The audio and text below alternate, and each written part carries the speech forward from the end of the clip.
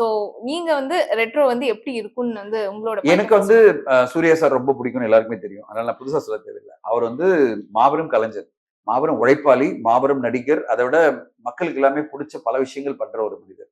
அதாவது தான் சம்பாதிச்சத மக்களுக்கு கொடுக்கணும். அகரம் ஃபவுண்டேஷன் இவ்வளவு பில்டிங் எழுப்பி அது மூலமா மக்களுக்கு சேவை பண்ணணும் எத்தனை நடிகர்கள் இருக்காங்க சொல்லுங்க.